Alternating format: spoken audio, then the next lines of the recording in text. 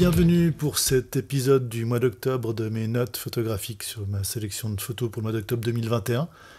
Donc ça va être une sélection plutôt courte ce mois-là.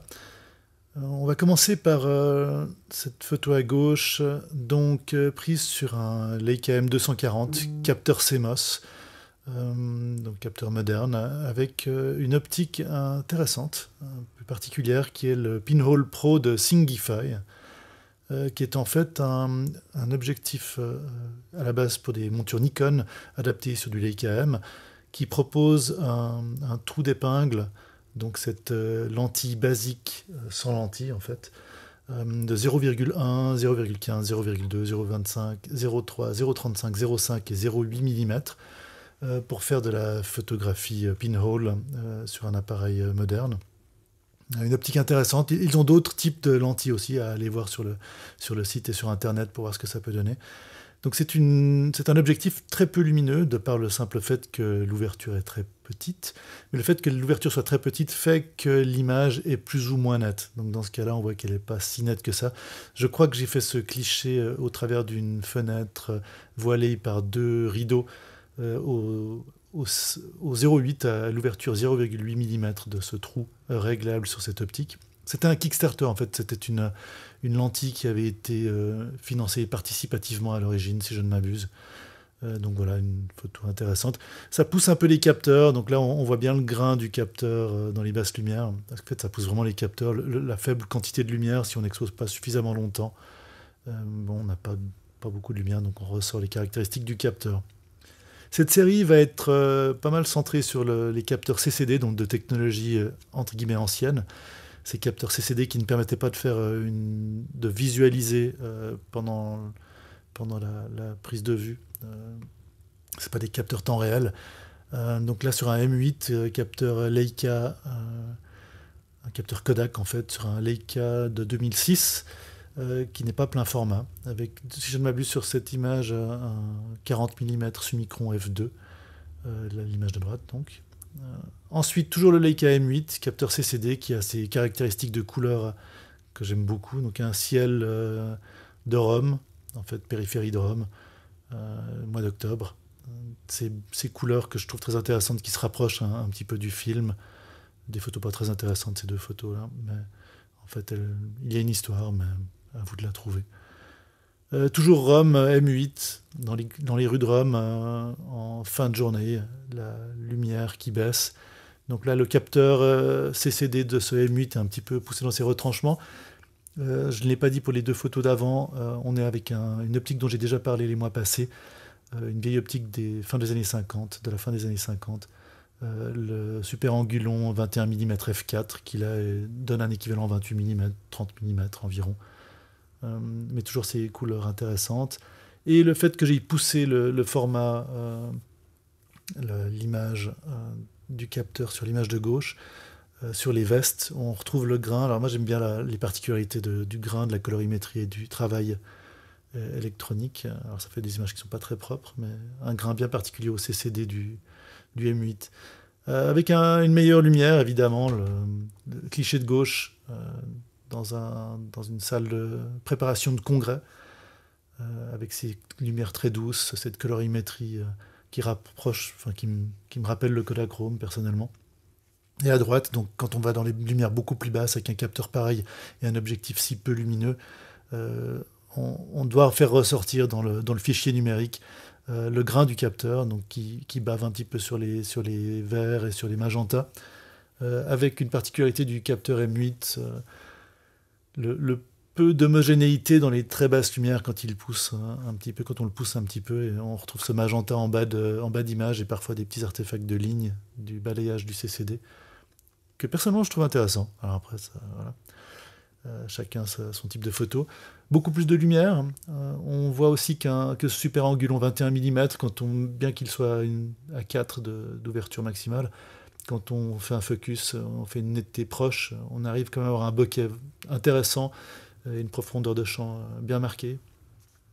Donc voilà, ce que ça peut donner. Toujours Rome, là on est au plein centre de Rome, avec des photos plus touristiques à nouveau. Ces vieilles optiques, elles ont vraiment une douceur du traitement, tout en préservant des géométries souvent qui sont vraiment quasi irréprochables, surtout celle-là. Le capteur CCD, cette douceur. On retrouve un peu ces couleurs, je trouve, dans les cartes postales d'une certaine époque. Voilà. Des photos un peu touristiques que j'avais sélectionnées. Même chose quand on va à la plage, sur la côte ouest la plus proche de Rome. On prend le métro, on va là-bas. Donc le M8, comme pratiquement tous les appareils de format M de chez Leica, c'est portable et super angulon et très compact. Donc c'est un appareil qu'on peut facilement prendre avec soi. J'aime bien l'avoir sur moi, il est assez lourd, mais ça nous permet aussi une certaine stabilité. On voit ces maisons de plage sur le cliché de droite qui sont grillagées pour empêcher les gens de traîner là. En fait, on est en pleine pandémie, hein, donc mois d'octobre 2021. Et à nouveau, la combinaison d'une optique passe super lumineuse avec un capteur qui n'est pas très sensible non plus, qui se rapproche d'un film en fait, hein, en termes de ses sensibilités. Monter à 800 ISO, c'est déjà pas mal de grains numériques. Donc là, on voit qu'en poussant les basses lumières, moi je trouve ça intéressant. On a un grain bien particulier. Le M8 a cette caractéristique avec son capteur de diviser, on le voit bien sur l'image de droite, d'un peu diviser la moitié gauche, en fait la moitié haute de mon cliché, et la moitié basse, il y a un gain de bruit qui n'est pas le même.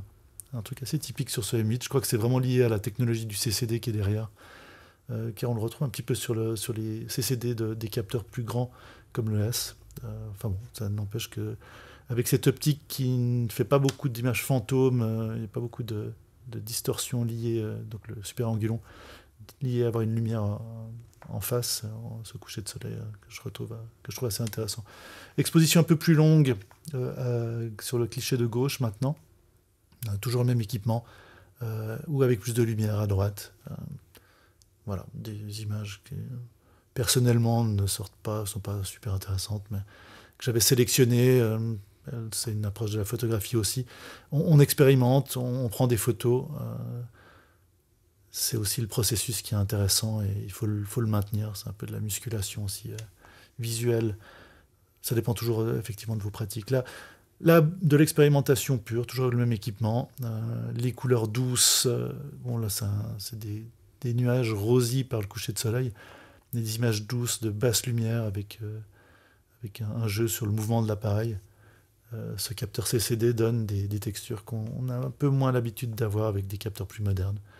À nouveau, ce CCD du M8 dans deux conditions très différentes, même optique. Mi-après-midi, mois d'octobre. Donc là, on est en ouest de la Suisse.